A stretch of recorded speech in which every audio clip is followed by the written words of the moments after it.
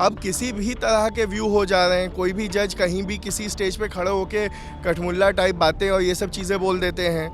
तो ये अब सही मायने में वो खुद के पद की गरिमा को गिरा रहे हैं। आप एज अ जज अगर कहीं जा रहे हैं और कोई भी बयान दे रहे हैं तो इस बात को मद्देनज़र रखते हुए ये सारे बयान नहीं देने चाहिए।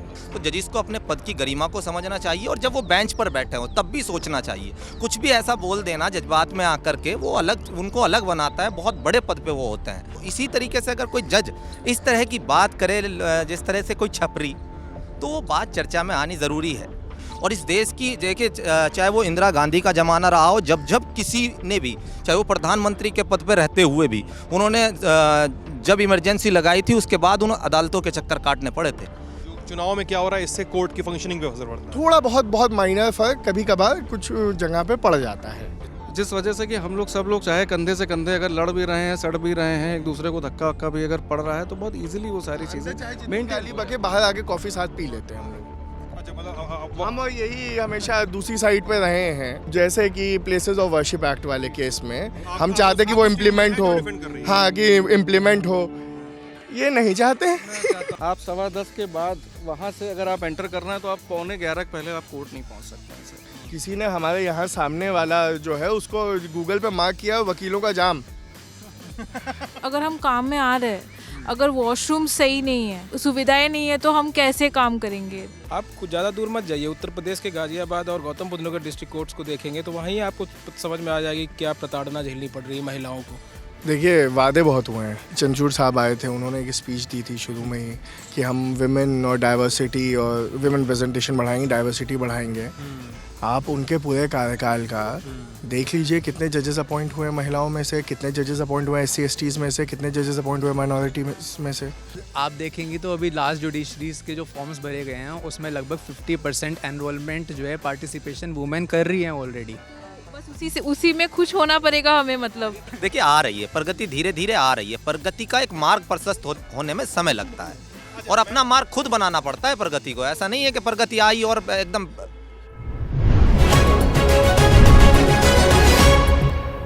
हम इस समय सुप्रीम कोर्ट ऑफ इंडिया के मीडिया लॉन पे खड़े हैं। पीछे जो बिल्डिंग देखकर आपको समझ में आ गया होगा कि हम कहाँ पे हैं। अक्सर टीवी पे आने वाली खबरों पे, समाचारों में आपने इस लॉन पर होते वाले मीडिया इंटरव्यूज़ देखे होंगे, जब किसी मुद्दे पे वकील आते हैं, मुद्दे को लड़ने वाले वकील यहाँ पे आते हैं और मीडिया वाले उनसे केस में, अदालत में क्या क्या हुआ, इस तरह के सवाल पूछते हैं। लेकिन इस लॉन पे आज खड़े होने का, यहाँ पर सवाल पूछने का, जो भी बातचीत होगी उसका मकसद ये है कि हम इस इंस्टीट्यूशन को समझें और इस इंस्टीट्यूशन को चलाने वाले, यहाँ पर काम करने वाले, इसकी फंक्शनिंग में एक महत्वपूर्ण रोल अदा करने वाले वकीलों से बात करें। वो इस पूरे इंस्टीट्यूशन पे क्या सोचते हैं, दिल्ली में हो रहे चुनाव पे क्या सोचते हैं और जो भी लोकतांत्रिक तरीके से इस डेमोक्रेसी की बेहतरी में जो भी हो सकता है उस पर उनके क्या सुझाव हैं, इसको लेकर बातचीत करेंगे। हमारे साथ इस समय 3 वकील खड़े हैं। सर, पहले अपना नाम बता दीजिए मुझे। अनस तनवीर। अनस भाई हैं ये। रवि भूषण और शौर्य कृष्ण। तो मैं आप सभी लोगों को आपके फर्स्ट नेम से बुलाऊं तो कोई दिक्कत नहीं? ठीक है। अब ये बताइए कि सबसे पहला सवाल, बेसिक सा सवाल है कि दिल्ली में चुनाव हो रहे हैं और चूँकि आप लोगों का, मुझे पता है कि वकील हैं तो कई सारे राज्यों से, अलग अलग ज़िलों से आए होंगे, तो जाहिर सी बात है वोट यहाँ पर हो भी सकता है, नहीं भी हो सकता है। लेकिन मैं उस इंस्टीट्यूशन को समझना चाह रहा हूँ। जैसे यहाँ पे मैंने बोला, तो सुप्रीम कोर्ट के वकील या ये पूरी लॉयर्स लॉबी जो है दिल्ली के चुनाव को कैसे देखती है? पहले अनस भाई आप बताएं। देखिए, चुनाव दिल्ली के हों, नेशनल हो, उनकी अपनी इम्पोर्टेंस है और वकीलों पे और यहाँ तक कि कोर्ट की फंक्शनिंग पे भी टू सम एक्सटेंट फ़र्क पड़ता है कि इलेक्शन रिजल्ट्स कहाँ आते हैं। ये बहुत कहने की बात नहीं है, वो हमारी पॉलिटिकल कोर्ट नहीं है, बट हमारा ऑब्जर्वेशन रहा है कि एट सम पॉइंट थोड़ा बहुत फ़र्क उनसे पड़ता है। जो चुनाव में क्या हो रहा है, इससे कोर्ट की फंक्शनिंग पे असर पड़ता है? थोड़ा बहुत माइनर फर्क कभी कभार कुछ जगह पे पड़ जाता है। एग्जाम्पल से बताएंगे, थोड़ा सा वेग एग्जाम्पल दीजिए। मुझे पता है कि आप अपने लिबास में हैं, इसलिए बहुत पॉलिटिकली नहीं बोलना सही होगा, लेकिन मैं चाहूँगा कि इसको एग्जाम्पल की तरह, वेग एग्जाम्पल की तरह भी समझा सकें, तब भी समझ में आए बात। देखिए, ये एक पैटर्न हमने थोड़ा नोटिस किया है कि जो इलेक्शन रिजल्ट आते हैं कहीं के भी, उससे सेंटर में भी मजबूती तय होती है। अच्छा। और उसकी वजह से यहाँ पे जैसे हमारा ज़्यादातर जो भी केसेस होते हैं वो कॉन्स्टिट्यूशनल स्कीम है कि वो स्टेट के अगेंस्ट ही होते हैं। हाँ, स्टेट सबसे बड़ा लिटिगेंट है, चाहे यूनियन हो या चाहे स्टेट गवर्नमेंट हो, सबसे बड़े लिटिगेंट यही है, सबसे बड़ा चंक इन्हीं का है। तो उन पे कई मुद्दों पे कोर्ट्स शायद अपना ये व्यू थोड़ा बहुत इंक्लाइन हो जाती हैं पॉलिटिकल सिनारियो देखते हुए भी। ये पास्ट में हुआ है, अब ये होना बंद हो चुका है। अच्छा, इंक्लिनेशन होता था पहले कोर्ट्स का। जी। अच्छा, एक तो मैं छोटी सी गुजारिश है आप लोगों से, बड़े वकालत के भारी भरकम शब्द होते हैं अंग्रेज़ी में, मत यूज़ करिएगा, मुझे तो नहीं समझ में आएगा, लोगों को और नहीं समझ में आएगा, तो उसको और अगर यूज़ करना ही है थोड़ा सा ब्रेक डाउन कर दीजिएगा मेरे लिए। नहीं सर, हम चाहेंगे कि लोगों को ऐसे शब्द कभी भी समझ में ना आए, कभी भी सुनने को ना मिले। और सरकार भी ऐसी दिल्ली में आनी चाहिए। मैं चूँकि ऐसी धरती से आता हूँ जहाँ से माँ गंगा होके गुजरती हैं, कहाँ से? मिर्ज़ापुर, उत्तर प्रदेश। और यहाँ पे जब मैं यमुना जी की वो हालत देखता हूँ, वो कंडीशन देखता हूँ, तो बहुत ही दुख होता है, बहुत दुखद रहता है। दूसरा, चूँकि हम यहाँ पे प्रैक्टिस कर रहे हैं, यहाँ वकालत कर रहे हैं, तो हमारे संविधान के जो आर्टिकल 21 है, राइट टू लाइफ, अच्छा, right to life and dignity पे सरकार जो भी आए उसको काम करना चाहिए। दिल्ली में तमाम ऐसी जगहें हैं, तमाम ऐसे एरियाज़ हैं जहाँ पे बहुत सी झुग्गी झोपड़ियाँ हैं, जहाँ पे लोग जो रह रहे हैं उनका जो रहने का स्तर है वो जो आम स्तर हमारे और आपके रहने का है उससे बहुत बहुत बहुत नीचे है। चाहे वो शौचालयों की कमी हो, चाहे वो सफाई की कमी हो, चाहे वो खुली नालियाँ हो, तो ऐसी बहुत छोटी छोटी सी समस्याएँ और दिक्कतें हैं जिस पर कि जो भी सरकार आए, मैं कोई भी पॉलिटिकल स्टेटमेंट या पॉलिटिकल वो नहीं बात आपसे कर रहा हूँ, लेकिन जो भी सरकार आए वो सरकार उस पर ज़रूर काम करे, क्योंकि वो एक जो राइट टू लाइफ है, वो चाहे हम हों, चाहे आप हों, चाहे वो किसी भी कोई भी हमारे गरीब भाई, गरीब वर्ग का कोई भी इंसान हो, कोई भी व्यक्ति हो, उन सब के लिए समान है, सबके लिए एक है। और उनके लिए आवाज़ उठाने वाले बहुत कम हैं। तो जो उनके लिए आवाज़ उठाए, गरीबों के लिए आवाज़ उठाए, जो गरीबी हटाए, जो सफाई करे, हमारी गंगा यमुना की जो धरोहर है उसको साफ करे, वो ऐसी सरकार है। शौर्य जी, ये तो थोड़ा सा बहुत ज़्यादा वेग स्टेटमेंट है कि गरीबों के लिए आवाज़ उठाए। ये तो ऐसा है कि सामान्य ज्ञान की किताब में पढ़ रहे हैं आप। इसका शार्प आंसर क्या होगा? कौन उठाएगा गरीबों की आवाज़? मतलब जो फंक्शनिंग है डेमोक्रेसी की, उसमें कौन उठाएगा? विधायक उठाएगा, पार्षद उठाएगा, वकील उठाएगा, पत्रकार उठाएगा, मतलब सांसद उठाएगा, कौन उठाएगा? यहाँ पर बात करिए ना, इतना क्लैरिटी के साथ बात हो। ये हम सबकी, देखिए, एक तो ये एक हमारी आपकी और एक सामूहिक जिम्मेदारी है, वो मैं मानता हूँ। सामान्य ज्ञान वाला लिया है, सामूहिक जिम्मेदारी। नहीं सर, इसका जवाब देता हूँ। देखिए, दिल्ली में जो सरकार है, हम सिर्फ दिल्ली के चुनाव की अगर बात करें, दिल्ली में जो सरकार है 10 साल से है, उससे ज़्यादा सही है थोड़ा। हम हर अक्टूबर, ये मौजूदा पार्टी सरकार जो है, हम हर अक्टूबर आते ही हमारी सांसें रुक जाती हैं। ऐसा नहीं है कि वकीलों को अलग से ऑक्सीजन मास्क मिल रहा है हम लोग को, तो हवा से हम पे भी फ़र्क पड़ता है। गरीबी की जो ऐसे इसने बात की है, उनकी बात करने का एक पर्याय ये भी है कि जिस तरह की गंदगियाँ हैं, हमने, ऐसा नहीं है कि हम सिर्फ अपने एक चेंबर में, एको चेंबर में बंद हैं। हमारे पास हर वर्ग का आदमी आता है, हर तरह का आदमी आता है। हम कई बार जाते हैं, हमें जाना पड़ता है, तो हम वो हालात भी देख रहे हैं और हमें इस सरकार से भी शिकायत होनी चाहिए। और सिर्फ एज ए लॉयर मैं एक बात ये कहना चाहता हूँ कि जब ये सरकार ने कोविड आया और जिस तरह की इनकी हरकतें थी, जैसे तबलीगी जमात वाला मामला था, उसको लाके इन्होंने पूरा निजामुद्दीन वाला मरकज़ वाले मुद्दे को जिस तरह से डील किया कि एक नई लिस्ट तैयार हो गई कि तबलीगी जमात से एफिलिएटेड कितने इन्फेक्टेड लोग हैं। केजरीवाल सरकार ने अलग से नंबर बताना शुरू किया था। अलग से नंबर बताना शुरू किया। उसके बाद सुप्रीम कोर्ट से लेकर हाई कोर्ट्स ने लगातार ये कहा कि इनकी कोई गलती नहीं थी, तबलीगी जमात की, इनको विक्टिमाइज क्यों किया गया। आपने उसके बाद एक स्टेटमेंट नहीं दिया उस पर। आपको लगा ये मुद्दे हैं, ये नीचे दबा दिए जाएंगे, इनसे किसको फ़र्क पड़ता है। दिल्ली राजधानी है और दिल्ली का सीएम जब ऐसी हरकतें करेगा तो उसका एक इम्पैक्ट नेशनल लेवल पे है। दिल्ली में जो भी होता है उसका इम्पैक्ट नेशनल लेवल पे है, तो उसका इम्पैक्ट नेशनल लेवल पे हुआ। हर जगह तबलीगी जमात के लोगों को विक्टिमाइज किया गया, चलने लगी हर जगह में, चलने लगी। और high courts after high courts ने इस पे कमेंट किया है कि इनकी कोई गलती नहीं थी, इनका कोई वो नहीं था। आपने तो सिर्फ दिल्ली ने एक अलग चार्ट बना दिया, आपने विक्टिमाइज किया। तो ये सवाल, ये सब गलतियां थी, हवा नहीं साफ़ है। और सबसे एज अ वकील हम लोग के लिए सबसे बड़ा मसला है, बारिश हुई, पिछली बार की जो बारिश थी उतनी बारिश नहीं हुई थी जितने हमारे साथी वकीलों के चेम्बर्स और ऑफिस डूब गए। हमारे एक जानने वाले वकील साहब का पूरा अभी तक वो काम ही करवा रहे हैं अपने ऑफिस में, उनका पूरा ऑफिस डूब गया, सबमर्ज हो गया। ग्रीन ये आसी पास है सारा। ग्रीन पार्क में था उनका ऑफिस, जंगपुरा में लोगों के ऑफिस डूबे, डेफकॉल में डूबे, जहाँ जहाँ वकीलों का हब है, वकीलों के ऑफिस। वकीलों का आप दिल्ली में सुप्रीम कोर्ट के वकीलों का करवाते सुप्रीम कोर्ट या जनरल, उसमें भी तो आपका निज़ामुद्दीन ईस्ट हो गया, डिफेंस कॉलोनी हो गया, गोल्फ लिंक्स हो गया, आपका ये क्या कहते हैं इधर बंगाली मार्केट हो गया, ग्रेटर कैलाश हो गया, हाँ ये सारे हौस खास की तरफ का ग्रीन पार्क एरिया, ये सब जगह है जहाँ बहुत सारे वकीलों के ऑफिसेज हैं। ये सबमर्ज हो गए थे इस बार, बहुत मेजर लॉस हुआ है वकीलों का। और अब इसके लिए आप हर बार दूसरों की गलती कह दो। इनकी इधर दिल्ली का स्ट्रक्चर ऐसा है जो कॉन्स्टिट्यूशनल स्ट्रक्चर भी है कि कभी एलजी की जिम्मेदारी है, कभी सीएम की है, कभी पार्षद की भी जिम्मेदारी नहीं है। उसमें हम सब पिसे रहते हैं यहाँ पे, क्योंकि नुकसान तो भाई हमारा है, जनता का है। आप अपने कॉन्स्टिट्यूशनल मैकेनिज्म के चक्कर में पड़े हैं, लेकिन भाई नाली साफ़ करवाना, बेसिक इतनी बारिश नहीं हुई थी लेकिन नाला साफ़ करवाना भाई आपकी सरकार तो उसमें भी तो है, म्यूनिसिपल कॉर्पोरेशन में। मतलब मेयर आपका ही है, एमसीडी मेयर आपका है। तो नाला तो साफ़ करवाना आपकी जिम्मेदारी थी कि उस पर भी आप दूसरे को ब्लेम कर देंगे। तो ये सवाल हैं जो सिर्फ वकीलों के लिए नहीं लेकिन हम सबके लिए हैं, क्योंकि भाई हम यहाँ हैं, हमारा बिजनेस यहाँ है, हमारे ऑफिसेज यहाँ है, और जब वहाँ लॉस होता है तो लॉस होता है सबका। एक बात बताइए, मेरे दिमाग में कौतूहल है, मैं आज ही सॉल्व करना चाह रहा हूँ। ये वकील जो होते हैं सुप्रीम कोर्ट के खासकर, एक तो ज़िला अदालतों में जब लोग मैं वकीलों से बात करता हूँ तो वो बोलते हैं कि यार गर्मी भी लग रही है काले कोट में, मई जून में भी काला कोट पहनना पड़ता है। और आप लोग को ये ऊपर से ये मैं उसको लबादा कह सकता हूँ कि नहीं मुझे नहीं पता है, लेकिन क्या होता है ये पहनते क्या है आप लोग ऊपर से, बताइए क्या है? देखिए ये एक यानी बहुत लोग कहते हैं कॉलोनियल हिस्ट्री का हिस्सा है कि ये यूनिफॉर्म है, हमारा गाउन है। गर्मी में ऑब्वियसली अनकंफर्टेबल तो है। हम जैसे इन्होंने नहीं पहने लेकिन हम सबका ताल्लुक इलाहाबाद से है। इलाहाबाद यानी इलाहाबाद बार से समझिए है, हम सब यूपी के ही हैं। तो ये वहाँ पे तो मैंडेटरी मान के चलते हैं, अंदर वाला ये वाला जो वेस्ट कोट है। तो यहाँ पे तो फिर भी शर्ट के ऊपर कोट और गाउन ही है, वहाँ पे तो एक एक्स्ट्रा ये भी है।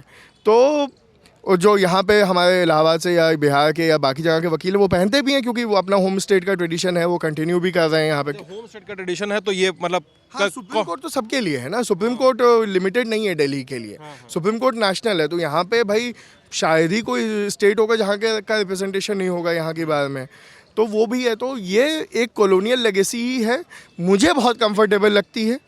मुझे बुराई थोड़े कर पाएंगे वकीलों के, नहीं बहुत बार में सामने बिल्डिंग के सामने खड़े हम कर देंगे इतना, तो हमने बहुत बुराई की हुई है समाज में, ऐसा कोई इतनी आज़ादी देता है कि हम इसकी बुराई भी कर सके, लेकिन ये गाउन है सर, ये हमारी डिग्निटी है, ये कंटेम नहीं होगा। हम प्रतिष्ठा और गरिमा अपनी पहन के चलते हैं। और क्या क्या कॉलोनियल बेसिक इशू जो वकील यहाँ पे फेस कर रहे हैं, specially in Delhi trial courts में, सुप्रीम कोर्ट में एंड अराउंड हाई कोर्ट, कि पार्किंग की जो व्यवस्था है, पार्किंग और ट्रैफिक कंजेशन, इससे बहुत ज़्यादा परेशान है। इससे एक तरीके से जो प्रोसेस ऑफ लॉ है ये भी बहुत इफेक्ट होता है। बल्कि अभी एक व्हाट्सएप पे आया था स्क्रीनशॉट, किसी ने हमारे यहाँ सामने वाला जो है उसको गूगल पे मार्क किया वकीलों का जाम। हाँ ये मजाक नहीं, मैं आपको भेज दूंगा, ये वकीलों का जाम उससे पिन पॉइंट किया हुआ है। 10 बजे यहाँ पे बैठती है, आप 10:15 के बाद वहाँ से अगर आप एंटर करना है तो आप 11:45 पहले आप कोर्ट नहीं पहुँच सकते हैं sir. It will take at least, मैं आपको मिनिमम, क्या वकील खड़े रहते हैं पूरे रास्ते में? खड़े नहीं भाई, गाड़ियाँ हैं वकीलों के पास, हम और कैसे आएंगे? तो भाई हमारे पास देखिए एक पार्किंग उस साइड बनी है हमारे उसमें नए चेम्बर, लेकिन उसका भी डिस्टेंस है। ज़्यादातर वकीलों का क्या होता है कि सिर्फ सुप्रीम कोर्ट नहीं है, हमने यहाँ काम किया, हमारा अगला मैटर लगा हाई कोर्ट में, हमारा अगला मैटर लगा पटियाला हाउस, साकेत या कुछ, तो हमें गाड़ी उठा के तुरंत जाना है। तो हमारे पास पार्किंग की जगह नहीं है, यहाँ चेम्बर्स की बहुत कमी है, चेम्बर्स बंद है लेकिन वकील भी उसी हिसाब से ज़्यादा है। तो अगर मैं आज चेम्बर अप्लाई करूँगा तो जहाँ शायद अगर मेरा बच्चा आया लॉ में तो उसको अलॉट हो जाए हमारे उस पर, नहीं तो मुश्किल ही हो जाएगा। मतलब चेंबर नहीं मिलते यहाँ पे? चेम्बर नहीं मिलते सुप्रीम कोर्ट में। चेम्बर ये सब कौन देखता है यहाँ पे? रजिस्ट्रार देखता होगा सुप्रीम कोर्ट का? कौन देखता है? रजिस्ट्रार जनरल देखता होगा? रजिस्ट्रार, बार का प्रेसिडेंट, बार के सेक्रेटरी, और मेन देखिए बार के लोग तो मान लीजिए बात उठाएंगे, नहीं वही representation व्यवस्था है। करवाने का हाँ, काम वो करेगा। सेक्रेटरी का ही होगा, वो स्टेट का ही है, जिम्मेदारी तो स्टेट की ही है ये पूरी। तो हमारे पास वो रिसोर्सेज की कमी है। अभी भी जैसे बहुत सारी कोर्ट्स हैं जहाँ पे सिस्टम बहुत अच्छा हो सकता है, आप कड़कड़डूमा चले जाइए, आप रोहिणी कोर्ट चले जाइए, साकेत मान लीजिए तब भी एक बहुत अच्छी कोर्ट है, राउस एवेन्यू नई कोर्ट है, बहुत अच्छी डिस्ट्रिक्ट लेवल की हम बात कर रहे हैं। हाई कोर्ट में नई बिल्डिंग्स बनी है, बहुत अच्छा, लेकिन आप कड़कड़डूमा चाहिए, आप 30,000 ही चाहिए, 30,000 ही चाहिए, कड़कड़डूमा चाहिए। वहाँ पे जो पार्किंग के हालात हैं खराब है बहुत। सारे इंफ्रास्ट्रक्चर इंफ्रास्ट्रक्चर का हालत बहुत बुरा है। टॉयलेट से लेके कैंटीन से लेके कोर्ट रूम्स तक के हालात बहुत अच्छे नहीं है इन कोर्ट्स में, और उन पे कभी कोई काम नहीं हुआ आज तक। ऐसे बताइए, अभी सुप्रीम कोर्ट में जैसे कोई बड़ा न्यूज़ डे होता है हम लोगों के लिए, तो बड़े न्यूज़ डे पे बहुत व्यस्तता होती है। जैसे हम लोग के लिए बड़ा न्यूज़ डे होता है कि चुनाव के नतीजे आ रहे हैं या कोई बहुत बड़ी घटना घटी है देश में, उस पर एक कांस्टेंट कवरेज होता है, तो हम लोग बहुत देर तक ऑफिस में रहते हैं। आप लोग के लिए, वकीलों के लिए बड़ा न्यूज़ डे क्या होता है? मतलब मैं इसको इस हिसाब से आकलन करना चाह रहा हूँ कि आपको फिर कितने आवर्स यहाँ पे देने पड़ते हैं और आपके हिसाब से कितनी सुविधा होनी चाहिए। मतलब आप लोग के लिए बड़ा डे कौन सा होता है? हमारा न्यूज़ डे के हिसाब से हमारा चलता ही नहीं है, न्यूज़ नहीं है। हाँ लेकिन हमारे लिए हमारा मैटर है, हर मैटर में मेहनत लगती है, घंटों की मेहनत होती है, वो सारा मैटर इंपॉर्टेंट। न्यूज़ वर्दीनेस से मैटर पे कोई फ़र्क नहीं पड़ता है। ऐसा तो नहीं होता ना कि यार आज सिंचाई की बेंच में है आज केस। नहीं, देखिए यहाँ पे सिस्टम ये है कि ऑल जजेस are equal. The chief justice के पास एडमिनिस्ट्रेटिव पावर्स हैं, लेकिन वो बाकी जजेस से ऊंचे नहीं हैं। तो अगर मान लीजिए कोर्ट नंबर 2 का कोई ऑर्डर है, 2 जज की मास्टर ऑफ द रोस्टर होने का, ऑफ द रोस्टर और एडमिनिस्ट्रेटिव पावर्स हैं कि कैसे सिस्टम चलेगा। जैसे हमारे पुराने चीफ जस्टिस साहब थे, उन्होंने डीवाई चंचूड़ साहब, इन्होंने यहाँ तोड़वा के गेट डी पे वैसे ही सा फिर बनवा दिया। ठीक है, कोई क्या समझा नहीं। वो एंट्री थी पहले जो यहाँ पे आप देख रहे हैं, हाँ वहाँ एंट्री थी। उन्होंने उसको थोड़ा डेकोरेटेड उसको करवा दिया, पूरा तोड़वाया, फिर शीशा लगवा दिया। लग तो वैसे ही रहा है, हमें बहुत मेजर फर्क तो उसमें नहीं दिखा है। चंचूड़ साहब नहीं लड़ रहे हैं तो हम लोग उस पर नहीं बात करेंगे। चुनाव इंस्टीट्यूशन की बात हो रही थी ना, इंस्टीट्यूशन की बात होने लगी थी ना। बहुत सी चीज़ें हैं सर, जैसे यहाँ पे अभी एक म्यूजियम बना है, बहुत भव्य म्यूजियम बना है, कभी आप भी अंदर आइए, उसको विजिट करिए, बहुत अच्छा लगेगा। लेकिन मेजर समस्या जो बेसिक समस्याएं हैं सर, जैसे कि हमारे बैठने की, सुप्रीम कोर्ट के अंदर हो गए तो हम लोग के लिए सीट्स कम, तो ये सारी की सारी चीज़ें जो हर लेवल पे चल रही हैं, हर इंस्टीट्यूशन पे चल रही हैं। हो जाते हैं हम वकीलों के। एक चीज़ बताइए, एक बात बताइए, सुप्रीम कोर्ट ने जब से स्ट्रीमिंग करनी शुरू की अपने सुनवाई की, तो यार वो मैं देखता हूँ कि वो बेंच के सामने आप लोग एकदम कंधे से कंधा लड़ा के खड़े रहते हैं, सबका कंधा लड़ता रहता है, मतलब वहाँ पे तिल रखने की जगह नहीं है। वहाँ पे क्या सीन रहता है? वो जो सीन है कोर्ट रूम है, उसके अंदर क्या हालत रहती है? देखिए, अगर जैसे कोई बड़ा मैटर होता है, जैसा आपने कहा न्यूज़वर्दी वाले मैटर्स हैं, ठीक है, उनमें खास करके आपको भीड़ मिलेगी भी, क्योंकि कई बार उनमें कई पिटिशंस फाइल होती हैं, बहुत सारे वकील होते हैं, कई लोगों ने सिमिलर पॉइंट पे किया होता है। अब वकील, अब भाई एक सीनियर अपेयर हो रहा है, उसके साथ एक एडवोकेट ऑन रिकॉर्ड अपेयर हो रहा है, सीनियर के 2 जूनियर होंगे, एडवोकेट ऑन रिकॉर्ड के 2 जूनियर होंगे, एक क्लर्क होगा, ये तो एक वकील का टीम हो गया बस। उसमें बहुत सारे वकील हैं, तो इस वजह से वो भरा लगता है। ऐसे भी देखिए, जगह की थोड़ी कमी है, वकील ज़्यादा हैं, तो भीड़ होती है, और भाई सबका पार्टिसिपेशन होता है मैटर्स में। जो जूनियर वकील है, जो बहस नहीं कर रहा है, लेकिन उसने शायद ड्राफ्टिंग की है, तो वो वकील है। हाँ नहीं, वो उसने ड्राफ्टिंग की है, वो देखने आएगा। ड्राफ्टिंग भी नहीं की है उसने, अगर रिसर्च की है तो भी देखने आएगा, वो सीखेगा कैसे। तो सीखने के लिए इंटर्न्स भी हैं हमारे पास, जो लॉ स्टूडेंट्स हैं वो भी आते हैं, उनकी भी थोड़ी भीड़ दिखती है। तो भीड़ है, लेकिन हाँ, और बड़े कोर्ट रूम हो सकते हैं, और भी चीज़ हो सकती है, हमारा इंफ्रास्ट्रक्चर और बेटर हो सकता है। सुप्रीम कोर्ट का उस लिहाज से बहुत अच्छा इंफ्रास्ट्रक्चर है, कोई डाउट नहीं है इसमें। अच्छा, एक बात बताइए कि मैंने कुछ समय सर एक लाइन बस ऐड करूँगा कि हमारी फ्रेटर्निटी में जो ब्रदरहुड है वो बहुत अच्छा है, जिस वजह से कि हम लोग सब लोग चाहे कंधे से कंधे अगर लड़ भी रहे हैं, सड़ भी रहे हैं, एक दूसरे को धक्का वक्का भी अगर पड़ रहा है, तो बहुत इजीली वो सारी चीज़ें मेंटेन बके बाहर आके कॉफ़ी साथ पी लेते हैं हम लोग। अच्छा, मतलब हम और यही हमेशा दूसरी साइड पे रहे हैं। मतलब कैसे, एग्जांपल से बताइए। जैसे कि प्लेसेस ऑफ वर्शिप एक्ट वाले केस में हम प्लेसेस ऑफ वर्शिप एक्ट को डिफेंड करना चाहते हैं। हम चाहते हैं कि वो इम्प्लीमेंट हो, हाँ कि इम्प्लीमेंट हो, ये नहीं चाहते हैं। मैं चाहता हूँ कि प्लेसेस ऑफ वर्शिप एक्ट ना 91 वाला एक्ट आप कटवाना चाह रहे हैं। 99 वाला एक्ट। देखिए इस चेहरे तो हम और से देखिए इस चेहरे को भी। तो हम कोर्ट में दूसरी साइड रहते हैं, लेकिन हमारा भाई है, हम सारे वकील भाई बहन हैं। अच्छा, एक बात बताइए, मैंने कुछ समय पहले ना आई गेस लास्ट ईयर या लास्ट टू लास्ट ईयर मैंने दुष्यंत दवे का इंटरव्यू लिया था, और वो हमारे न्यूज़ रूम में आए थे, बहुत लंबी बातचीत हुई थी उनसे। उन्होंने फंक्शनिंग पे और तमाम चीज़ों पे बहुत सारी चीज़ें बताई थी, कोर्ट की फंक्शनिंग को, और बार बार उनके इंटरव्यू को देख के सुन के हम लोग बार बार जब भी रिविजिट करते हैं तो बार बार ये लगता है कि कोर्ट की फंक्शनिंग, उसका काम धाम, बहुत सारा कुछ जजों के बर्ताव पे भी निर्भर करता है और वकीलों के बर्ताव पे भी निर्भर करता है। तो बार बार ये समझ में आता है कि और सवालों के घेरे में है। आप लोग क्या सोचते हैं? रवि भाई आप बताइए, बहुत देर से शांत बैठे हैं। जजों के बर्ताव और वकीलों के बर्ताव, इस चीज़ पे कोई मैटर डिपेंड नहीं करता है एक्चुअली। मैटर की बात नहीं हो रही है, कोर्ट की फंक्शनिंग पे बात हो रही है। कोर्ट की फंक्शनिंग इस चीज़ से बिल्कुल भी अफेक्ट नहीं होती है। एक तरीका होता है कोर्ट में भी अपनी बात रखने का।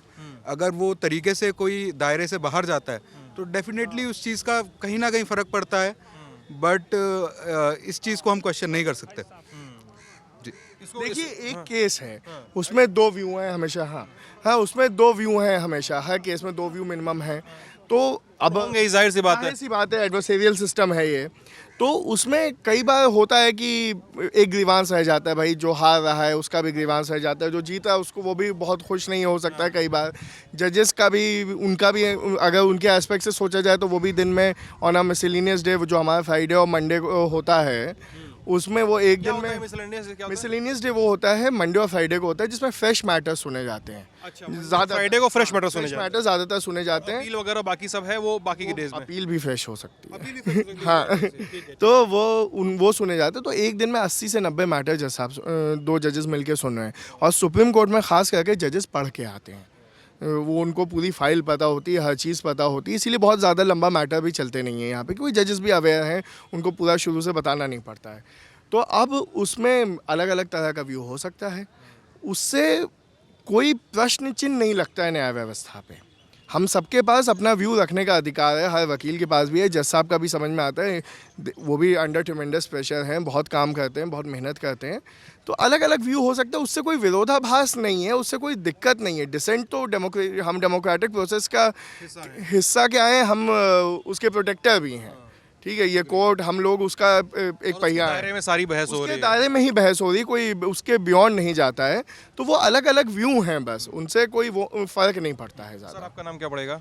नितिन लोनकर, एडवोकेट नितिन लोनकर। आपका नाम सर? शाहीम हसन एडवोकेट। मैं आप लोगों को फर्स्ट टाइम से बुला सकता हूँ? हाँ जी। ठीक है, बात हो रही है कि कितनी स्वतंत्रता है, और फिर यहीं पे सर सवाल आता है। अब इसमें मैं जज से तो पूछ नहीं सकता, क्योंकि मैं पत्रकार की हैसियत से बोलूँगा, आप अग्री या डिसअग्री कर सकते हैं अपने हिसाब से। एक इको चैम्बर है जो बहुत छोटा सा है, ठीक है। जुडिशरी को अभी भी बार बार कहा जाता है कि बहुत क्लोज सिस्टम में काम कर रही है, आप सवाल पूछ नहीं सकते, या आप अदालत के फैसलों पे हमेशा आपको कॉन्स्टिट्यूशनल राइट मिलता है कि अदालत के फैसलों पे आप सवालिया निशान खड़े कर सकते हैं, अदालत के फैसलों पे आप उसकी आलोचना कर सकते हैं, उससे अग्री कर सकते हैं, डिसअग्री कर सकते हैं। मानना अलग बात है कि आप मानेंगे उसको या नहीं मानेंगे, वो क्राइम होगा अगर अदालत के फैसले को नहीं मानते तो। लेकिन जजों की जब स्वतंत्रता की बात आती है, वैचारिक स्वतंत्रता की बात आती है, तो लोग बार बार एग्जाम्पल देना शुरू करते हैं इलाहाबाद हाई कोर्ट के एक जज साहब का, जो विश्व हिंदू परिषद के कार्यक्रम में जाकर बयान देने लगे। और बयान क्या, वो भाषण दिया, और भाषण को लेकर सीजीआई की अदालत ने उसके रजिस्ट्रार से, हाई कोर्ट के रजिस्ट्रार से तमाम बयान वान सब कुछ मंगवा लिया। आप लोग इन तरह के इंसिडेंट्स को कैसे देखते हैं, जब जज अपनी अभिव्यक्ति की स्वतंत्रता का उपयोग करते हैं? इसमें आप इलाहाबाद हाई कोर्ट के जज का बयान ले लीजिए, और जब सीजीआई जब तक थे, डीवाई चंद्रचूड़ ऐसे सीजीआई के तौर पे जाने जाते हैं, जो कई फोरम पे जाके इंटरव्यूज़ देते थे, ठीक है, जजशिप में रहते हुए। आप लोग कैसे देखते हैं इसको? मेरा सर इस मामले में एक मत है और एक मानना है कि आपको याद होगा सर कि 2016 या 17 की बात है, उस समय तो मैं लॉ स्टूडेंट था, और 4 जजेस ने सुप्रीम कोर्ट लॉन में ही एक प्रेस कॉन्फ्रेंस की थी। वो एक बहुत बड़ा विवादित मुद्दा बना था पूरे देश में कि एक सुप्रीम कोर्ट का जज अपने कोर्ट रूम से बाहर आके बयान दे रहा है, बात कर रहा है, इंटरैक्ट कर रहा है। वो समय हो गया और आज का समय हो गया। जो हमारे पूर्व सीजेआई रहे चंद्रचूड़ साहब, उन्होंने जो डिफरेंट फोरम्स में जाके बातें की, तो जुडिशरी का जो स्कोप है, जो इंटरेक्शन हो गया है विद नॉर्मल पब्लिक, और जैसे कि आप कॉन्स्टिट्यूशनल मैटर्स हमारे चलते हैं, वो सारे के सारे लाइव स्ट्रीम होते हैं, तो अब तो सर उसका जो स्कोप है वो पहले बहुत नैरो था, अब तो बहुत वाइड हो गया है। चीज़ें अब खुल के सामने आने लगी हैं, जजेस भी अपनी जो थॉट्स हैं उसको एक्सप्रेस करने लगे हैं। लेकिन फोरम, अभी पब्लिक फोरम की बात हो रही है। बात कर रहा हूँ सर, एज अ जज मुझे लगता है कि एज अ जज आपका कोई धर्म नहीं है, एज अ जज आपकी कोई जाति नहीं है, एज अ जज आपका कोई कलर नहीं है, कोई रेस नहीं है। आप एज अ जज अगर कहीं जा रहे हैं और कोई भी बयान दे रहे हैं, तो इस बात को मद्देनज़र रखते हुए ये सारे बयान नहीं देने चाहिए। हो सकता है कि आप, हाँ, जजेस को देखिए, पहले इस चीज़ पे बहुत सख्ती भी थी, जजेस खुद अपना कंडक्ट इस तरह से रखते थे, मीडिया में बात नहीं करते थे, इंटरव्यूज़ नहीं देते थे। अब एक नया ज़माना आया, नए तरह के जजेस भी आए जो मीडिया से कम्युनिकेट करने लगे। वो वजह भी मुझे थोड़ी ये लगती है कि जजेस सिर्फ अपने जजमेंट से ख़ुद को एक्सप्रेस कर सकते थे, फिर कुछ उस तरह के क्रिटिसिज्म ऐसे होने लगे जो उनको लगा उन्होंने ज़रूरी समझा जजेस ने कि हम पब्लिक में आके उसका जवाब देंगे। वहाँ से ये ट्रेंड शुरू हुआ। अब किसी भी तरह के व्यू हो जा रहे हैं, कोई भी जज कहीं भी किसी स्टेज पे खड़े होके कठमुल्ला टाइप बातें और ये सब चीज़ें बोल देते हैं। तो ये अब सही मायने में वो खुद के पद की गरिमा को गिरा रहे हैं जब आप इस तरह के स्टेटमेंट देते हैं। एक व्यू आना जजेस का कि हाँ ठीक है, एक इंटरव्यू है, एक एकेडमिक क्वेश्चन है, उस पर डिस्कशन हो रहा है, कॉन्फ्रेंसेज हैं, ये सब है, वो सही है, मायने वो सही है, वो होना भी चाहिए, उस तरह से इंटरेक्शन होता है। लेकिन इस तरह के व्यू जो पॉलिटिकल व्यूज़ हैं, खड़े होकर बोल देना कि फ़लाँ एकदम महानुभाव हैं, फ़लाँ महामानुष हैं, हाँ, वो सब तरह के व्यू बोलना एक जज को कभी शोभा नहीं दे सकता। मैं ये बोल रहा था सर, देखिए जो एडवोकेट होते हैं उनकी अभिव्यक्ति की स्वतंत्रता का एक अलग तरीके का अंदाज़ होता है। जब वो हाई कोर्ट में जाते हैं तो हाई कोर्ट के वकील होते हैं, जब लोअर कोर्ट में जाते हैं लोअर कोर्ट के, और जब यहाँ सुप्रीम कोर्ट में खड़े होते हैं तो सुप्रीम कोर्ट के वकील होते हैं। लेकिन जो जजेस होते हैं उनका एक लेवल जो है, जब वो हाई कोर्ट में है तो बराबर हो गया, और उनको उस तरफ हम देखते हैं तो माय लॉर्ड कह करके ऐसे नहीं बुला देते हैं किसी को। वकील कभी भी किसी को सम्मान जो देता है वो उसके पद को देख करके, यानी माय लॉर्ड हम उनको कह रहे हैं, आप पद को सम्मान देते हैं, पद को सम्मान देते हैं, और वही पद बाहर आकर अपनी महत्वाकांक्षा को, अपनी अभिव्यक्ति की स्वतंत्रता का इस तरह उल्लंघन करके और इस तरह की बात कहें, अगर द लल्लन टॉप कुछ भी चला देगा तो ये चर्चा में आ जाएगा। और अन्य बहुत सारे यूट्यूब चैनल्स चल रहे हैं, बहुत सारे इस तरह से। तो इसी तरीके से अगर कोई जज इस तरह की बात करे, जिस तरह से कोई छपरी, तो वो बात चर्चा में आनी ज़रूरी है। आपने सबसे ज़्यादा उसका क्रिटिसाइज़ किया था, जो मैंने देखा था उस समय। मैं भी करता हूँ। हाँ, कोई इसलिए ज़रूरी है कि आप एक अच्छे पद पर हैं, आपको दुनिया सुन रही है, देख रही है। देखिए जब सुप्रीम कोर्ट में कुछ बोला जाता है, भले ही वो ऑर्डर में ना आए, मुंसफ नहीं, आप हाई कोर्ट के जज हैं। हाँ। बिल्कुल बिल्कुल, आप कोई लोअर कोर्ट के मुंसफ तो नहीं बोल पाएगा। जितना डर से बेचारे डिस्ट्रिक्ट कोर्ट के ये मुंसफ और इधर उसके लोग हैं, वो लोग कभी आपको पब्लिक में स्टेटमेंट देते नहीं दिखेंगे, क्योंकि उन पे भाई हाई कोर्ट की तुरंत वो चल जाएगी डंडा। सबसे ज़्यादा नोटोरियस्टिक क्या हाई कोर्ट्स के लेवल पे है, मतलब बोल सुप्रीम कोर्ट के जज भी नहीं बोल रहे हैं, हाई कोर्ट लोअर कोर्ट नहीं बोल रहा है। इसमें मेरा एक ही जवाब है कि neither can confirm not deny. और नोटोरियस तो सर बोल ही नहीं सकते। कमेंट वाला जो आपका लफड़ा है ना आप लोग का, नहीं हम ये लफ्ज तो नोटोरियस तो सर लफ्ज मैंने जज के लिए कहाँ बोला, मैंने बोला हाई कोर्ट्स के लेवल पे नोटोरियसनेस है। नहीं तो सबको कंटेंट में आंसर करना होगा। हम नहीं छोड़ेंगे। निकलवाने का मैं मानता हूँ सारे पत्रकारों में के हैं जो पब्लिक में जाकर के ओपिनियन लेते हैं, और आपके चैनल पे आपको मानता हूँ कि बड़े धीमे धीमे अंदाज से आप बातों को निकलवाते हैं। सामने आम आदमी में वकील उसी की कमाई चल रही है। तो इसीलिए, लेकिन जजिस के बारे में यही कहना है कि अगर ये यहाँ पर हम खड़े होकर सुप्रीम कोर्ट कैंपस में ये बात कर रहे हैं तो जजिस को अपने पद की गरिमा को समझना चाहिए, और जब वो बेंच पर बैठे हो तब भी सोचना चाहिए। कुछ भी ऐसा बोल देना जज्बात में आकर के वो अलग, उनको अलग बनाता है। बहुत बड़े पद पे वो होते हैं, और इस देश की देखिए, चाहे वो इंदिरा गांधी का ज़माना रहा हो, जब जब किसी ने भी, चाहे वो प्रधानमंत्री के पद पे रहते हुए भी, उन्होंने जब इमरजेंसी लगाई थी उसके बाद उन्हें अदालतों के चक्कर काटने पड़े थे। तो ये जुडिशरी है जो आम आदमी के चक्कर काटना पड़ा था, उसी की वजह से तो इमरजेंसी लग गई थी। ऐसे तो लगी थी। हाँ, तो इसीलिए जुडिशरी एक ऐसा है जो आम आदमी में विश्वास पैदा करता है, जजिस के ऊपर बहुत भरोसा रहता है। सवाल इसलिए पूछ रहा था ना, क्योंकि जब मैं इधर भी जा रहा था लोगों के बीच में दिल्ली चुनाव में, तो लोगों से बातचीत कर रहा था, और ख़ासकर उन इलाकों में जहाँ पे 5 साल पहले चुनाव के आसपास दंगे हुए थे, तो वो ये कहते हैं कि सर हमारा लोअर कोर्ट्स और हाई कोर्ट्स पे बहुत ज़्यादा भरोसा नहीं है। खासकर सुप्रीम कोर्ट के आने के बाद से हमको ये समझ में आता है कि कोई मैटर अगर हमारा सुप्रीम कोर्ट में गया है, किसी की बेल का मुद्दा हो या किसी के कन्विक्शन को चैलेंज करने का मुद्दा हो, बोले हम सुप्रीम कोर्ट से फैसला भले ही देर में आए, लेकिन हमें आशा लगी रहती है कि वहाँ से तो सही न्याय मिलेगा हमको, मतलब उचित न्याय जो होता है वो हमें वहीं से मिलने वाला है। तो इसलिए सुप्रीम कोर्ट में भरोसा भी थोड़ा ज़्यादा है लोगों का। ठीक है, पब्लिक का भरोसा सुप्रीम कोर्ट के पास सामने एक नज़ीर है कि भाई वो अपनी एक जिम्मेदारी को अपनी नज़ीर पेश करे, लेकिन लोगों का भरोसा थोड़ा ज़्यादा है। सर और मैम आप भी आ गई। हाँ। क्या नाम है मैम आपका? प्रज्ञा। प्रज्ञा जी। हाँ, आप मैम सोचने बोले, आप तो बोले कंटेम्प्ट के डरा चुके हैं। जी बताइए। हाँ। मुझे लगता है कि जेंडर सेंसिटाइजेशन हो या फिर रिलीजियस सेंसिटाइजेशन हो, तो ये सारी चीज़ें हर जुडिशियर कोई भी जुडिशियल ऑफिसर हो तो उनमें ये चीज़ें होनी चाहिए। तो इसकी वजह से जो भी इस्लामफोबिक या फिर ट्रांसफोबिक या फिर जो भी कंट्रोवर्शियल जो भी है, कंट्रोवर्शियल जो स्टेटमेंट आते हैं, तो उन पे रोक लगाई जा सकती है, या फिर इसका अच्छे से यहाँ पे मतलब अगर उसके लिए नेसेसरी जो स्टेप्स है वो जो भी उनके ऊपर अथॉरिटी है वो अगर ले लेते हैं तो इसी तरह के स्टेटमेंट्स पब्लिक फोरम हो या विद इन कोर्ट्स वो नहीं आ पाएंगे। मैम ये बताइए कि की आशा जो आखिरी आशा है उस पर बस एक चीज़ मैं बोलूँगा, ये हमारे यहाँ आखिरी आशा? बहुत जो आपने बात कही कि लोगों की एक आखिरी आशा रहती है कि सुप्रीम कोर्ट तो जो है अच्छा ही जजमेंट देगा, तो उसमें सर हमारे यहाँ एक बड़ा फेमस सर एक सेइंग है, वो ये है कि supreme court is not final because it is right, supreme court is right because it is final. इसके बाद कुछ नहीं है ना? कुछ नहीं है सर, तो बस यही है सर। जो मैम ये बताइए महिला रिप्रेजेंटेशन कितना है कोर्ट्स में? जुडिशरी के लेवल पे भी आप कितना देखती हैं और एडवोकेसी के लेवल पे भी कितना देखती हैं कि कितने ज़्यादा लोग हैं चश्मदीद तरीके से दिखते हैं आपको, महिलाओं के का कितना बड़ा हिस्सा दिखाई देता है सामने की बेंच पर और अपने साथ वाली बेंच पर भी? नहीं, वुमेन रिप्रेजेंटेशन वुमेन रिप्रेजेंटेशन में तो कमी है ही। अभी जहाँ पे कॉम्पिटिटिव एग्ज़ाम्स हो रहे हैं लोअर जुडिशरी में, डिस्ट्रिक्ट हो या फिर JMFC के लेवल पे जो है, तो वहाँ पे जितनी ज़्यादा अपॉर्चुनिटीज़ है या फिर रिक्रूटमेंट में जितनी ट्रांसपेरेंसी है तो वहाँ पे ऑब्वियसली ज़्यादा वुमेन रिप्रेजेंटेशन ज़्यादा है, पर यहाँ पे वो उतना रिप्रेजेंटेशन कम है। और अगर वैसे रिजर्वेशन पॉलिसीज़ अगर बनाई जाए,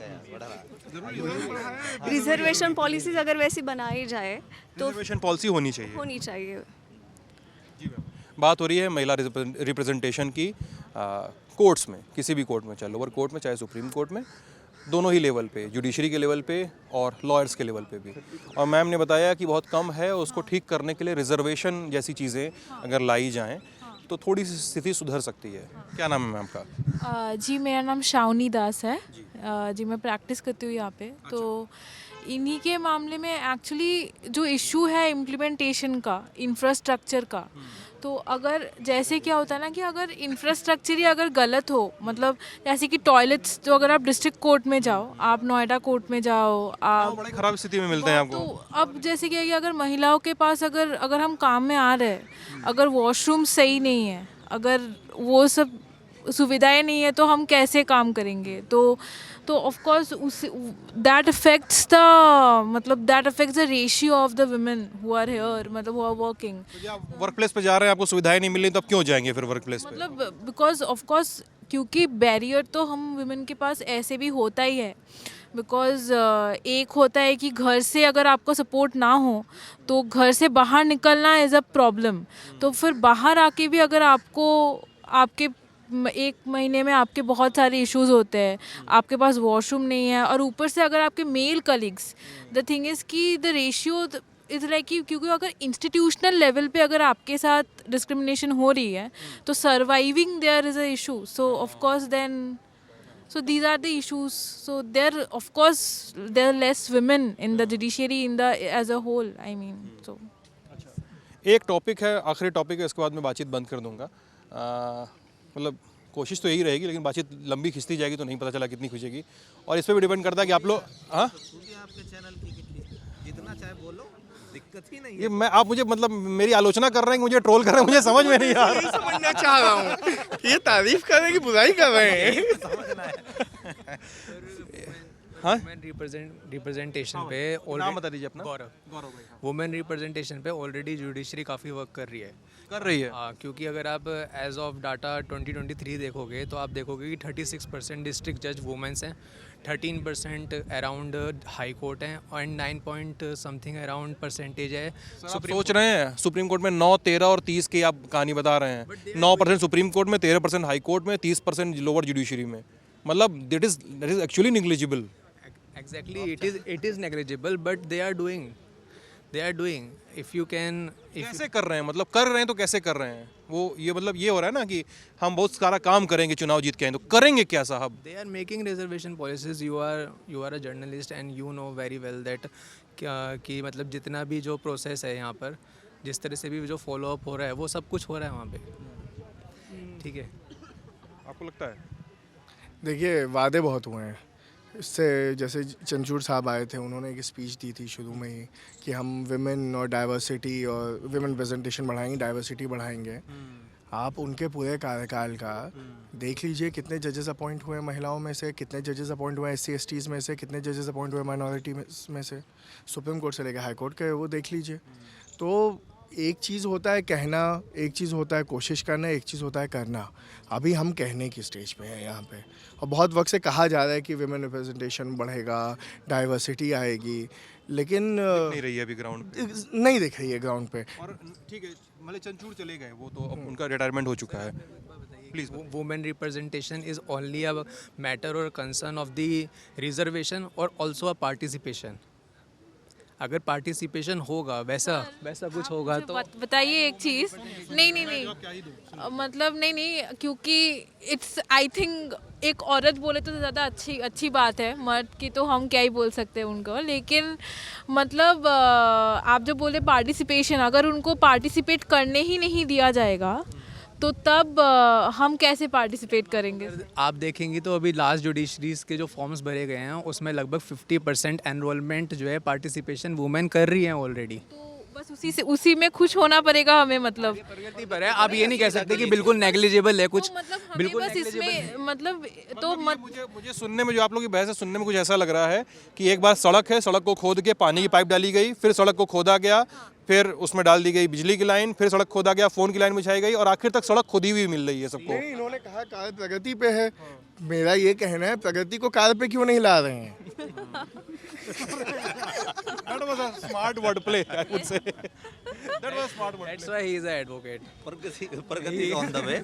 देखिए आ रही है प्रगति, धीरे धीरे आ रही है। प्रगति का एक मार्ग प्रशस्त होने में समय लगता है और अपना मार्ग खुद बनाना पड़ता है प्रगति को। ऐसा नहीं है कि प्रगति आई और एकदम खड़ी हो गई। तो धीरे धीरे चल रहा है कार्य, चलने दीजिएगा। उतावलापन अच्छा नहीं होता है। हमारे देश में जितने भी रेवोल्यूशन हुए वो किसी चीज़ की डिमांड करने से नहीं हुए, ऑल्दो उन्होंने उसके लिए पार्टिसिपेशन भी बराबर किया है। तो नहीं बता रहा हूँ गौरव भाई, आई एम सॉरी, आप वकील हैं, रेलिएगा मत मुझे बाद में कोर्ट में, लेकिन मैं आपकी रील कट जाएगी इसमें, मतलब लोग काट के शेयर करेंगे भाई साहब। ये मैं पहले कॉशन दे रहा हूँ आपको, ठीक है। चलिए अब मैं एक बात कर ले रहा हूँ, जैसे अभी इन्होंने बताया कि DY चंचूड़ के कार्यकाल में इस तरह की चीज़ें हुई थी कि उन्होंने कहा था कम से कम कि यार रिप्रेजेंटेशन बढ़ाएंगे, लेकिन चंचूड़ का कार्यकाल खत्म हो चुका है। अब नए CGI कुर्सी पे हैं, नए व्यक्ति CGI की कुर्सी पे हैं। क्या उनकी पॉलिसीज़ को देखकर के आपको जुडिशरी में या आपको लॉयरशिप में कोई सुधार की गुंजाइश दिखती है, या कुछ आप कोट करना चाहें उनके किसी बयान को ऐसे? क्योंकि बार बार कंपैरिजन होता है ना, लास्ट CGI का करंट CGI का कंपैरिजन का हमेशा स्केल बना रहता है। आप लोग क्या सकता है? नहीं, देखिए एक चीज़ है कि हाँ, कि प्रेजेंट हमारे जो चीफ जस्टिस हैं उनका एक तो टेन्योर भी बहुत छोटा है, उस लिहाज से तो he is doing, I mean अभी तक का जो हमारा अगर एक बार की तरफ से वो है, I think he is doing his best. Courts सुचारू रूप से चल रही हैं। हाँ, हमारे वो जो कहना नहीं चाहता हूँ वो लफ्ज़ का इस्तेमाल, लेकिन दूसरा लफ्ज़ नहीं आ रहा कि जो एक मीडिया के लिए ही, मुझे अभी हमारे एक मीडिया के दोस्त ने कुछ दिन पहले कहा कि यार अब तो हमारे पास न्यूज़ आनी बंद हो गई है, हाँ हमें दूसरी जगह बोल रहे हैं कि शिफ्ट कर देंगे उनके वो वाले। तो अब मीडिया के लिए कोर्ट नहीं चल रहा है शायद, लेकिन जो लिटिगेंट है उसके लिए कोर्ट चल रहा है। हाँ, बहुत बड़े बड़े बयान नहीं आ रहे हैं, लेकिन इफेक्टिव ऑर्डर्स आते हैं। तो एक कुछ बदला तो है, कुछ बेहतर हुआ है इससे। एक सर समस्या हम लोग और यहाँ पे महसूस कर रहे हैं, वो है जुडिशियल पेंडेंसी। ये थोड़ा समझाइए इसको। पेंडेंसी सर, जो मुकदमे कोर्ट में अभी भी चल रहे हैं और बहुत सालों से चलते आ रहे हैं, उस पर जो कोई बात थी वो उतनी हो नहीं रही थी। आज आप देखेंगे, अगर आप इधर से सुप्रीम कोर्ट की तरफ एंटर करेंगे तो आप देखेंगे एक बहुत बड़ा बोर्ड लगा हुआ है। तो वहाँ पे एक अकाउंटेबिलिटी सुप्रीम कोर्ट की तरफ से सामने आई है कि हमने आज कितने मुकदमे हमारे यहाँ रजिस्टर हुए, एक हफ्ते पहले कितने हुए, एक साल में कितने हुए, और उसी तरीके से एक डेटा लगा हुआ है। उसी के साथ साथ डिस्पोजल का भी डेटा लगा हुआ है कि कितने मुकदमे जो है कितने मुकदमों का हमने निस्तारण किया। और इवन नेट लॉ ग्रिड पे भी आपको चीज़ें मिल जाती हैं। नेट लॉ ग्रिड पे भी आपको सारी पेंडेंसी और निपटारे केसेस का बताया। चीज़ पिछले टेन्योर में, आई मीन एक कुछ सालों में बहुत अच्छा हुआ है कि एक ट्रांसपेरेंसी की तरफ पहल हुई है, उसे खोला गया है, सनलाइट आने देने की बात हुई है। लेकिन सर ट्रांसपेरेंसी ना, सारी ट्रांसपेरेंसी की लड़ाई आके वहाँ पे चली जाती है जब जजों की नियुक्ति का मामला आता है। वहाँ पे ट्रांसपेरेंसी को लेकर लगातार इल्ज़ाम लगते हैं जुडिशरी पे कि यार वो जो पर्दा दिख रहा था, जिसके पास से सब दिख रहा था, अब उस पर्दे को बंद कर दिया गया। अंदर क्या हो रहा है, कोलेजियम में कैसे चुनाव हो रहा है, ये किसी को नहीं पता चल रहा है। ये बात पॉलिटिकली करेक्ट नहीं होगी, लेकिन एक चीज़ है, कुछ जगहों पे पर्दा भी ज़रूरी है, कुछ जगहों की मजबूरन गेट कीपिंग ज़रूरी है इंस्टीट्यूशन की गरिमा के लिए, इंस्टीट्यूशन की मैजेस्टी के लिए। मैं ये नहीं कह रहा हूँ कि कॉलेजियम सिस्टम परफेक्ट है, लेकिन इसका जो ऑल्टरनेट सुझाए गए थे, जैसे एनजेसी आया था या कुछ था, वो भी परफेक्ट नहीं था। तो जब चॉइस है दो इम्परफेक्ट सिस्टम के बीच में, तो एक सिस्टम जो काफ़ी हद तक चल रहा है उसको फिर बदलने का, जब तक कि कोई उससे बेहतर सिस्टम सामने ना आए, उससे बदलने का नहीं। अब जैसे यूएस का सिस्टम है, वहाँ पे जजेस इलेक्ट होके आते हैं, चुनाव लड़ते हैं। हिंदुस्तान में आप एक बार इमेजिन कीजिए कि जज साहब लोग का चुनाव होने लगे तो वो क्या हालात होंगे। हमारे जो डेमोक्रेसी में जो चुनाव होते हैं उनमें क्या हालात होते हैं, किस तरह के बयान होते हैं, किस तरह की चीज़ें होती हैं। अगर जजेस भी पॉपुलिस्ट हो जाएं तो न्याय नहीं हो पाएगा, न्याय पॉपुलिस्ट नहीं हो सकता। तो मेरे हिसाब से दो इम्परफेक्ट सिस्टम के बीच में से चॉइस। हाँ बिल्कुल, आपका अधिकार है। जजेस पॉपुलिस्ट तो आपको एक परसेप्शन का निगाह से देखिए तो जजेस पॉपुलिस्ट तो लगते हैं। देखिए, एक दो जजेस आपको पॉपुलिस्ट लगेंगे, यहाँ पे 35-31 वो आप बना रहे हैं वो छवि, जब आप सिर्फ उसको रिपोर्ट कर रहे हैं, वो छवि बनाने वाले तो आप हैं, ठीक है। छवि सिर्फ 2-3 जजेस के बातों से, उनके इंटरव्यूज से, उससे इंस्टीट्यूशन की छवि नहीं बनेगी। इंस्टीट्यूशन किसी भी जज, किसी भी वकील से बड़ा है, ठीक है, और हम इंस्टीट्यूशन के लिए यहाँ खड़े हैं। तो हाँ, मैं ये कह रहा था, जो आप कह रहे हो कि पॉपुलिस्ट जजेस, देखो हर एक का नज़रिया अलग है। हमारे as a lawyer, Supreme Court lawyers, हमारे जो पॉपुलिस्ट जजेस है, जस्टिस कृष्णा अय्यर, जस्टिस भगवती, ये लोग हैं। आम पब्लिक से पूछोगे तो कुछ और नाम आएंगे। तो ये परसेप्शन है हर एक का। वॉल की तरफ अलग पॉपुलर एक अलग है, हाँ, फेम का एक पैमाना उधर उस तरफ अलग है। इन जजेस ने अपने जुडिशियल ऑर्डर्स से पॉपुलर हुए, अपनी जुडिशियल ऑर्डर से, अपनी विजडम से, जो एक प्रोसीजरल जो एक तरीका है, तौर तरीका है, उसको फॉलो करने के बाद वो पॉपुलर हुए सर, ना कि कोई भी टीवी और न्यूज़ चैनल पे इंटरव्यू दे देने से या बयान दे देने से। क्या नाम है आपका? ज़ैनब। ये इस पूरी लाइन ऑफ डिस्कशन में आपको जोड़ना चाहेंगे अपनी तरफ से? जजेस के मैं जिस पे पर्दादारी पे बात कर रहा था, जिस पे कहा गया कि कहीं तो कर्टेलिंग करनी पड़ेगी, कहीं पर तो पर्दादारी ज़रूरी है ताकि फंक्शनिंग स्मूथ तरीके से चले, इस तरह के तर्क हमारे सामने आते हैं। इस पर आप क्या कहना चाहेंगे? कोई बात नहीं। नहीं, आप क्या कहना चाहेंगे, कुछ भी कह दीजिए। कोई बात नहीं। आपको जो लगता हो सुप्रीम कोर्ट में सुधार जो किया जाना जरूरी है, या कुछ भी आपको लगता है डेमोक्रेटिक वैल्यूज में जो सुधार किया जरूरी है, आप उस पर कुछ कहना चाहते हो, आप वहाँ भी कह सकती हैं। नहीं, एक चीज़ मुझे बहुत ज़्यादा यहाँ बॉदर करती है sir, I don't know mention करना चाहिए नहीं, बट वुमेन वॉशरूम्स बहुत कम है, एकदम करना चाहिए, बहुत कम है सुप्रीम कोर्ट में। If I compare it, I don't think I should compare it, but अगर मैं कंपेयर करूँ तो सुप्रीम कोर्ट में हर एक लॉबी में, हर एक पैसेज में, सब जगह एक एक कॉर्नर पे वेमेंस वॉशरूम है कि अगर उन्हें इमरजेंसी है तो वो भाग कर जा सकते हैं। But when it comes to women, मैंने 1-2 बार ही नोटिस किया है, मैंने 1-2 बार ऑब्जर्व किया है दैट अगर मुझे इमरजेंसी है ना, तो मुझे वो पूरा लॉबी क्रॉस करके नीचे उतर के फिर वॉशरूम जाना पड़ेगा। ओके, तो अगर मुझे मतलब मेंस के मुकाबले इतना फ्रिक्वेंटली अवेलेबल नहीं है, तो भी वॉशरूम में ना सिर्फ एक इंसान, एक बार में सिर्फ एक फीमेल खड़ी रह सकती, इतनी जगह है वॉशरूम में, दैट्स ऑल। और वॉशरूम कभी बार ने कभी लिखा इसको, इस चीज़ को लेके? आप तो बार मेंबर भी हैं। हाँ, नहीं, बार में इस पे देखिए number of toilets, I think I may be wrong also, गिनते नहीं बैठे हैं कि कितने टॉयलेट्स हैं, लेकिन नंबर शायद सेम हो। बट हाँ, ये चीज़ थोड़ा नोटिसेबल है कि जो पोजीशनिंग है उनकी, वो डिफ़िकल्ट हो सकता है कि शायद ज़्यादा चलना पड़ जाता हो महिलाओं को, और स्पेस की अगर कमी है। तो आई थिंक ये मुद्दे उठाए गए हैं, इन मुद्दों पे काम भी हुआ है, रेनोवेशन हुआ है। मेरे ख्याल से अभी ये जो प्रेजेंट बार एसोसिएशन है इस वक्त जो इलेक्टेड है, उसने ही इसमें लेडीज़ बाथरूम में रेनोवेशन करवाया है, वो सब किया है, तो उनके स्टेप्स हुए। लेकिन हाँ, देखिए सिर्फ सुप्रीम कोर्ट की बात नहीं, अभी सुप्रीम कोर्ट में ही स्टेट्स ने हलफनामा डाल के कहा कि कई डिस्ट्रिक्ट्स हैं राजस्थान में, यूपी में, इन सब जगह महिला जजेस के लिए वॉशरूम नहीं है। तो वो मसला है मेजर, उन मसले पे बात होनी चाहिए। हम लोग इंफ्रास्ट्रक्चर पे, जुडिशियल इंफ्रास्ट्रक्चर, हम तुरंत क्रिटिसाइज़ करते हैं, पेंडेंसी बहुत ज़्यादा है, ये है वो है। आप डिस्ट्रिक्ट कोर्ट लेवल पे देखिए जिस तरह का इंफ्रास्ट्रक्चर है, आप जजेस से एक्सपेक्ट करें उस तपती गर्मी में पंखे के नीचे बेचारे एक कूलर लगा हुआ है, ढाई ढाई करते हुए चलता है, उसमें बैठ के वो काम करे। सिर्फ दिल्ली में डिस्ट्रिक्ट कोर्ट नहीं है, आप यूपी की कोर्ट्स की हालत देखिए, आप बाकी जगह आपने जानते ही हैं। हाँ, वॉशरूम जजेस के लिए नहीं है, वकीलों के लिए नहीं है, लिटिगेंट्स के लिए नहीं है, तो वो इशू बहुत मेजर, इंफ्रास्ट्रक्चर प्रॉब्लम बहुत मेजर है। गौरव शुक्ला नाम है मेरा। आप कुछ ज़्यादा दूर मत जाइए, उत्तर प्रदेश के गाजियाबाद और गौतम बुद्ध नगर डिस्ट्रिक्ट कोर्ट्स को देखेंगे तो वहीं आपको समझ में आ जाएगी क्या प्रताड़ना झेलनी पड़ रही है महिलाओं को। आप लिटिगेशन में महिलाएं आएँ कैसे? सबसे बड़ी बात है कि उनको कितनी ज़्यादा अपॉर्चुनिटीज़ और दी जा रही है, कितना उनको प्रोत्साहन दिया जा रहा है। आज की डेट में ज़्यादातर आप क्लाइंट से भी मिलेंगे तो ज़्यादा लड़कियों पर न जाके को मेल ओरिएंटेड होते हैं, और ज़्यादातर आप देखोगे लड़कियों की जो संख्या है, महिलाओं की जो संख्या है भागीदारी बनने की लिटिगेशन में, वो बहुत कम संख्या में, आना भी नहीं चाहते हैं। वो ज़्यादातर लॉ फर्म्स में, कॉर्पोरेट सेक्टर में चले जाते हैं। महिला वकील ज़्यादातर कॉर्पोरेट सेक्टर, सरासर गलत है, आना नहीं चाहते क्योंकि उनको वैसे एक्सपोजर नहीं दिया जाता है।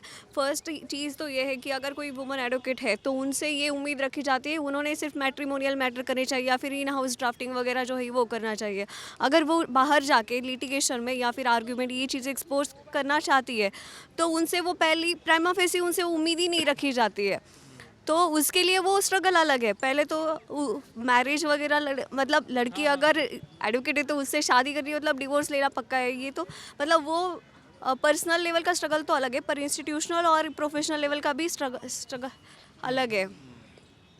वो स्ट्रगल फर्स्ट जनरेशन लॉयर सबके लिए है कि वो प्राइमा फेसाई सबके दिमाग में ही आता है। Struggle, gender based struggle real है, क्योंकि क्लाइंट्स का पर्सपेक्टिव भी यही हो जाता है कि महिला वकील है, कैसे ये खुल के बोल पाएंगी, कैसे ये बहस कर पाएंगी, कैसे ये कर पाएंगी।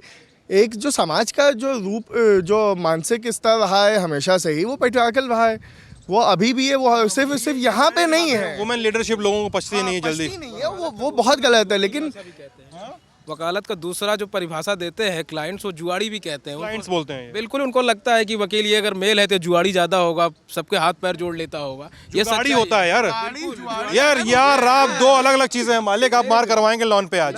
सुनिए, नहीं सुनिए, जुआड़ी जो जुआ खेले, नहीं जुगाड़ी होता है, जुगाड़ी जो कि जुगाड़ स्टैंड करेक्टेड ना। हाँ, कि ये लगता है उनको कि ये जुगाड़ लगा लेगा। अब महिला वकील है तो हो सकता है उतना तेज ना हो। बवाल करवाया होता अभी गुरु जी। ये मुझे बताया नहीं कहाँ चल रहा है। यही है लोगों को ओरिएंटेड जो दिमाग। ठीक है, फिर बस रैप करें। चलिए, इस बातचीत को आप ललन टॉप पे देख रहे थे, मैं सिद्धांत, कैमरे के पीछे राशिद। बने रहेगा हमारे साथ, बहुत बहुत शुक्रिया।